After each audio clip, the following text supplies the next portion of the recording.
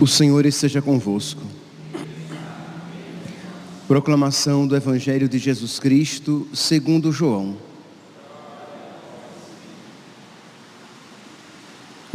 Naquele tempo, disse Jesus à multidão: Eu sou o pão da vida. Quem vem a mim não terá mais fome, e quem crê em mim nunca mais terá sede.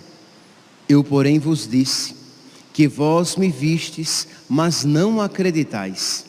Todos os que o Pai me confia virão a mim, e quando vierem, não os afastarei. Pois eu desci do céu, não para fazer a minha vontade, mas a vontade daquele que me enviou. E esta é a vontade daquele que me enviou, que eu não perca nenhum daqueles que ele me deu, mas os ressuscite no último dia. Pois esta é a vontade do meu Pai, que toda pessoa que vê o Filho e nele crê, tenha vida eterna, e eu o ressuscitarei no último dia. Palavra da salvação.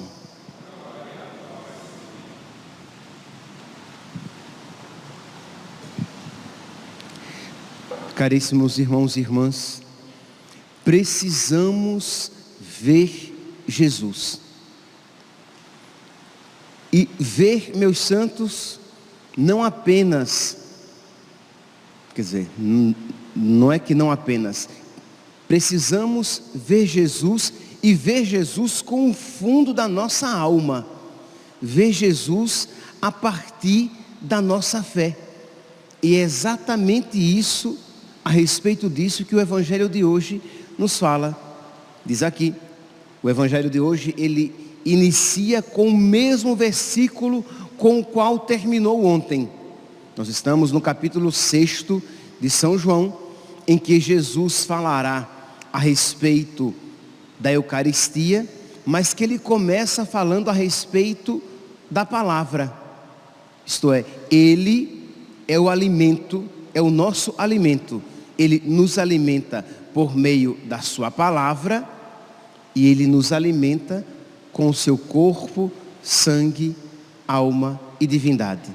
Então nós poderíamos dizer até que nós estamos aqui que o capítulo 6, ele apresenta como que a Santa Missa, as duas grandes partes da missa. Primeiramente a liturgia da palavra, com a qual nós nos alimentamos, e depois a liturgia eucarística, com o qual Jesus, nós nos alimentamos. Mas a condição de que nós nos alimentemos de Jesus na Eucaristia é que nós nos alimentemos com Jesus na palavra. Se nós participamos sem devoção, se nós não nos deixamos alimentar, se nós não nos deixamos transformar, se nós não nos deixamos ferir, sim, ferir pela palavra de Deus, ela que fere e que cura e que transforma, como é que nós poderemos de verdade fazer comunhão com Jesus? Se não queremos fazer comunhão com a sua palavra, como é que faremos comunhão com o seu corpo? Então esta é a ideia do capítulo 6 de São João. Então Jesus continua aqui, desde ontem, falando a respeito aqui da palavra principalmente. Então eu sou o pão da vida, mas em que sentido aqui? Neste primeiro momento ele está falando que a sua palavra nos alimenta, que ele é o pão da vida, mas não de uma vida biológica. Lembra que quando Jesus multiplicou os pães, as pessoas foram à sua procura com alegria, mas estavam buscando um pão que alimenta para a vida neste mundo. Em grego, a palavra vida, nós podemos encontrar duas palavras para a vida: bios, que é a vida biológica, que é a vida deste mundo, e zoé, que é a vida na graça, que é a vida ressuscitada. Quando Jesus diz que Ele é o pão da vida, Ele está falando desta vida, Zoé. Mas o povo estava buscando Jesus Cristo pela vida biológica, porque Ele tinha multiplicado os pães. Vocês lembram, na segunda-feira, nós ouvíamos no Evangelho de São João, Jesus dizendo: esforçai-vos não por aquilo que perece, não pelo pão que perece, mas pelo pão que dura para sempre, pela vida que dura para sempre. Então, percebe aqui que nós temos esses dois contextos.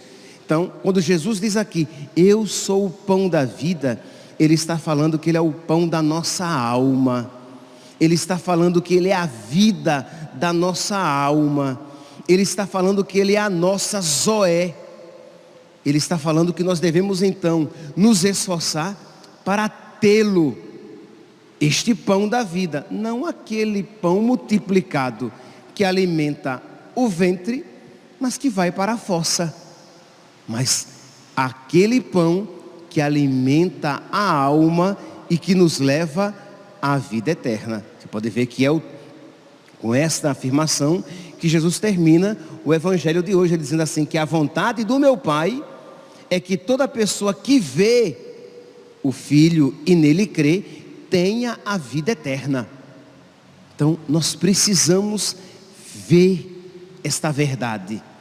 Nós precisamos, meus santos, ver que Jesus é a nossa vida, que Ele é a vida da nossa alma, que Ele é o sentido da nossa existência. Mas nós precisamos ver, e não apenas, nem principalmente, nem primeiramente, ver com os olhos do corpo, mas ver com os olhos da alma. E isso, esta verdade, se vê espiritualmente, se vê no estudo e na oração.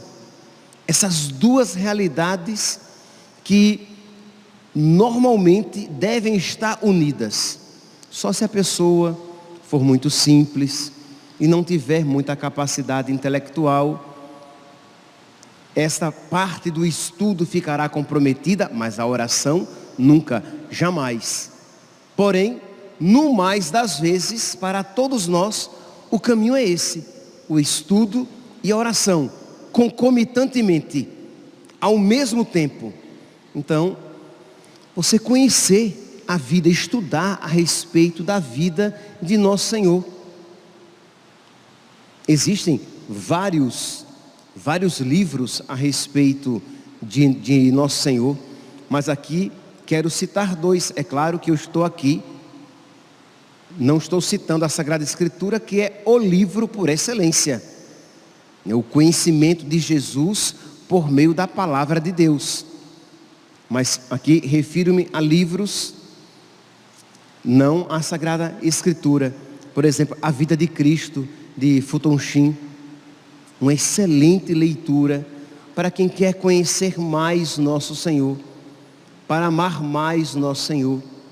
Jesus de Nazaré, de Bento XVI, e outros livros que vão lhe dar um conhecimento maior de Nosso Senhor.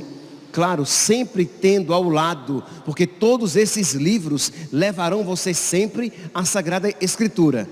Não são livros que vão prescindir da Sagrada, que vão abandonar, que vão fazer pouco caso da Sagrada Escritura, mas que vão partir da Sagrada Escritura e levar à Sagrada Escritura.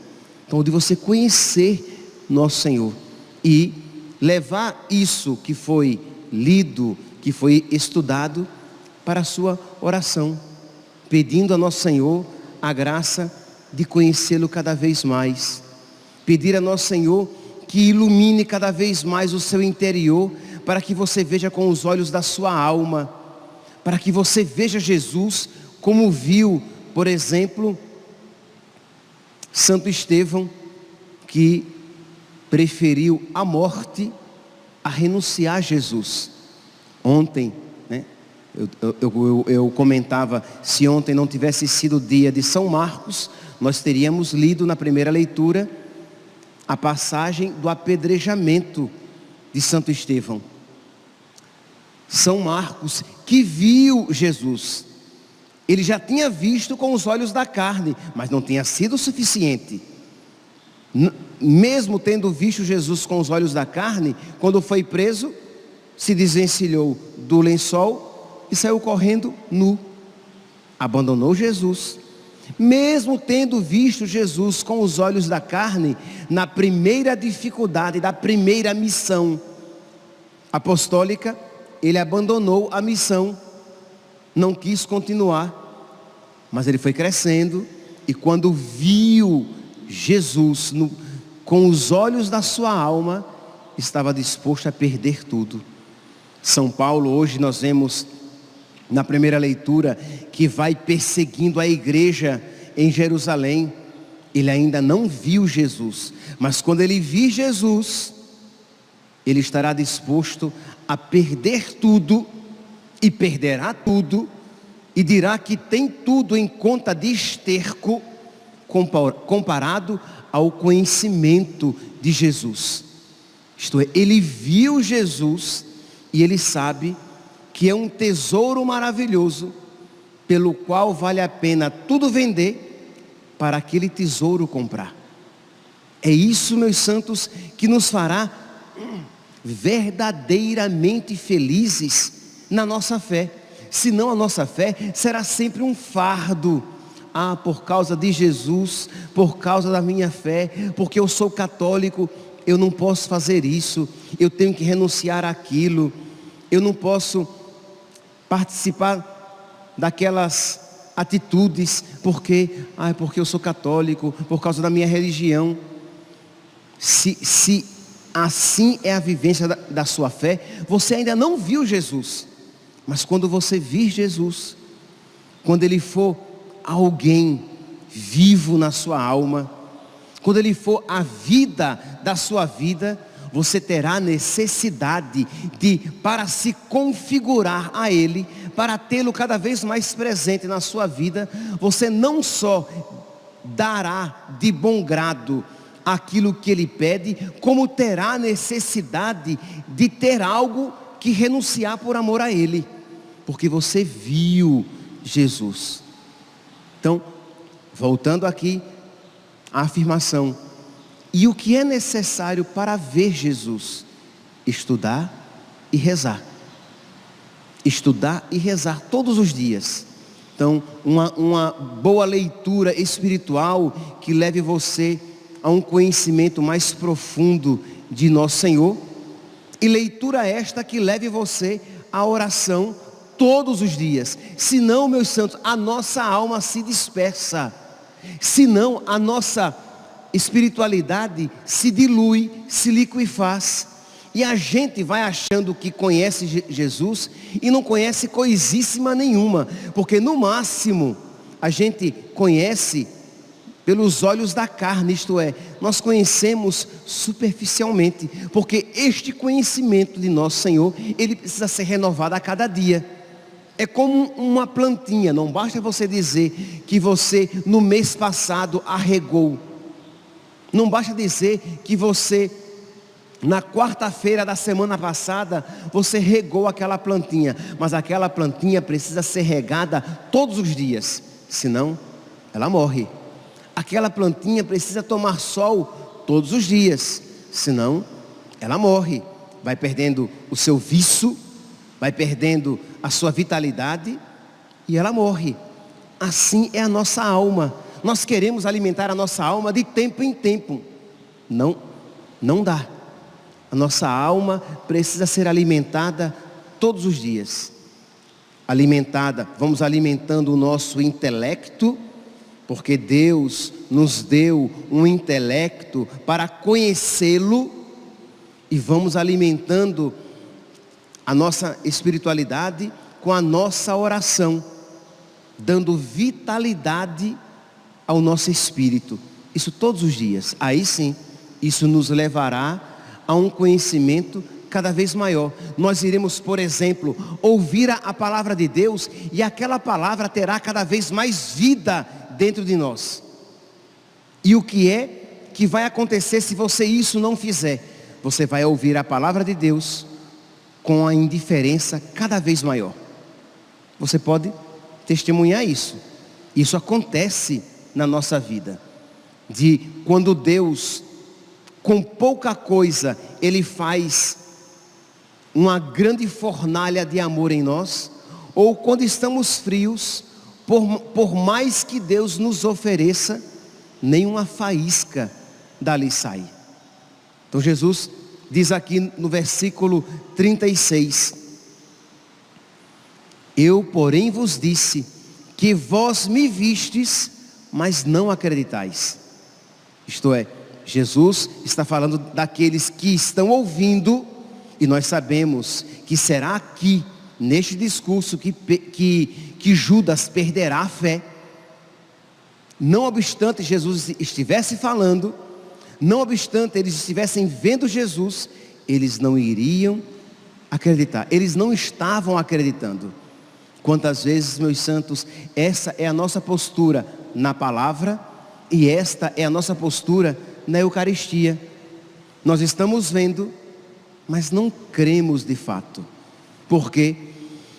Porque como é que você diz que você crê que é Jesus na Eucaristia e você de verdade não se esforça para participar com toda a devoção, para entrar na fila da comunhão com toda a devoção? Como é que você crê que a palavra de Deus é Deus que nos fala e você não está atento, se esforçando fisicamente até? Porque nós nos dispersamos com muita facilidade. Então, se você crê que é Deus que fala a você na Eucaristia, por que então você não se esforça para ouvir a palavra de Deus com toda a atenção? Porque quem sabe Deus quer falar ao seu coração por meio desta palavra, e você, porque ficou desatenta por algum motivo, perdeu aquela oportunidade de ouvir a Deus. Foi numa missa que Jesus falou a São Bento. Ele ouviu e aquilo tocou no coração dele. Então, Deus quer nos falar, mas muitas vezes a nossa postura é essa, versículo 36, nós estamos vendo, mas não estamos acreditando, porque estamos vendo de uma maneira superficial. Mas o maravilhoso, meus santos, é o que?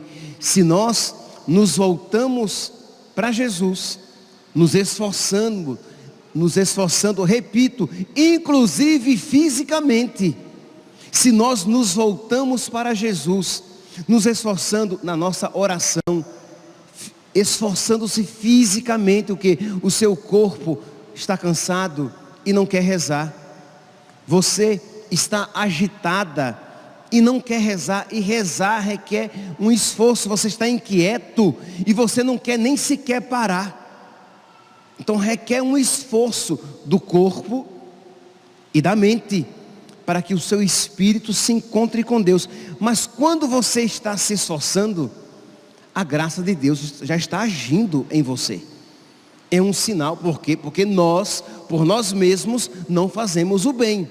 Nós somos católicos, nós não somos pelagianos, nem semi-pelagianos. Era uma heresia que dizia que nós precisamos por nós mesmos começar a buscar a Deus para que depois Deus venha a nós. Não, nós não somos pelagianos. Nós cremos que Deus age no nosso querer e no nosso agir.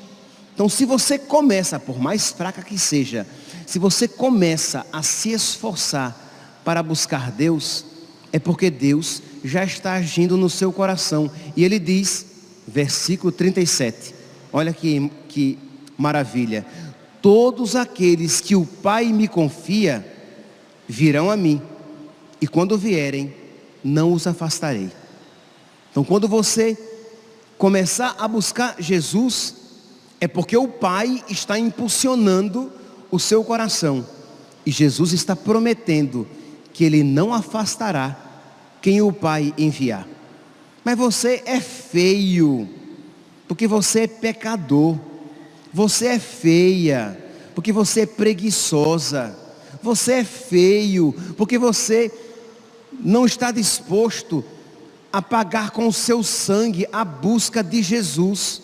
Você é feia porque você é medíocre, você é superficial.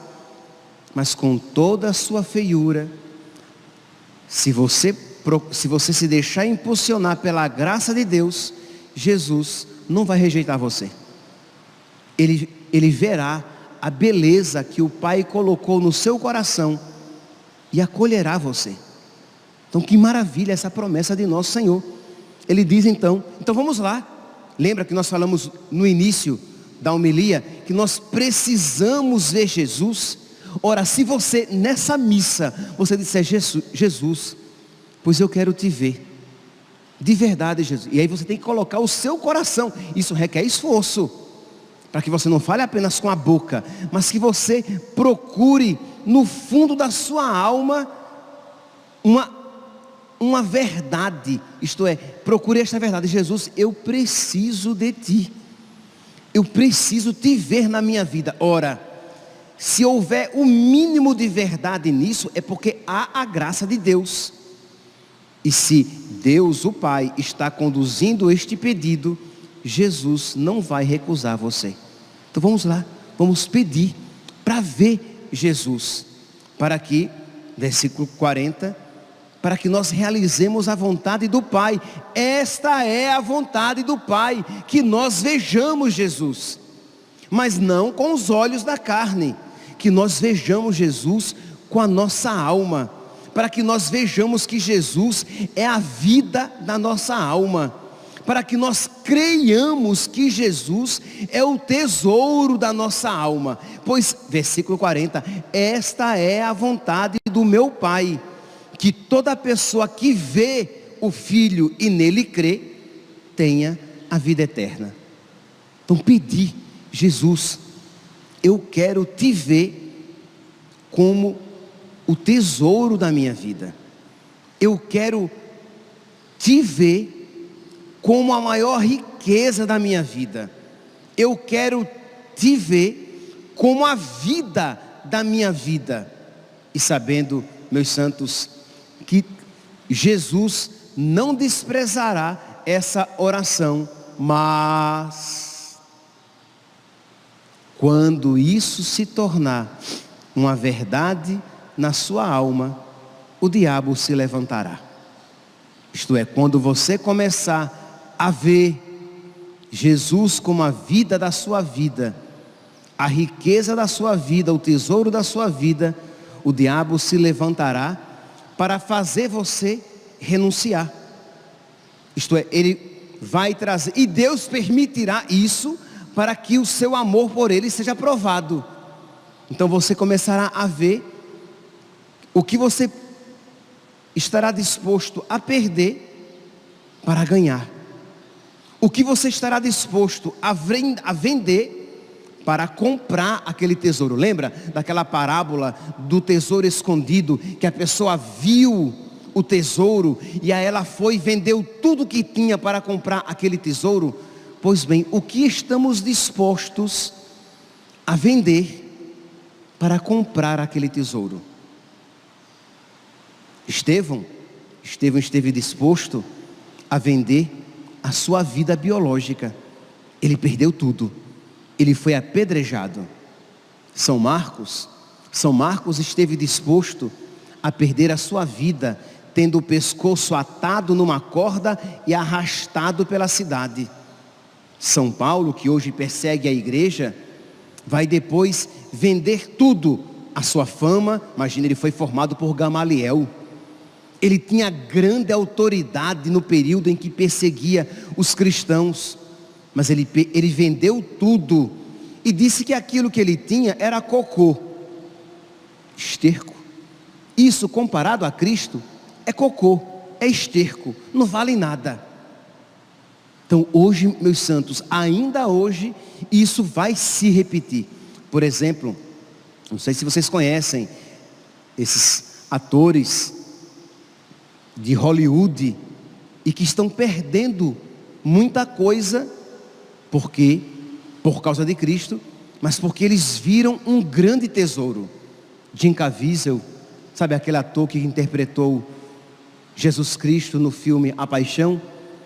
Por causa de Cristo, porque ele resolveu em Hollywood proclamar a sua fé, ele perdeu tudo. E Mel Gibson, que também perdeu muito, que foi cancelado, que é um cancelado em Hollywood, disse a ele: olhe, se você manifestar sua fé publicamente com este papel de Jesus de Nazaré, pode ser que seja o seu último papel.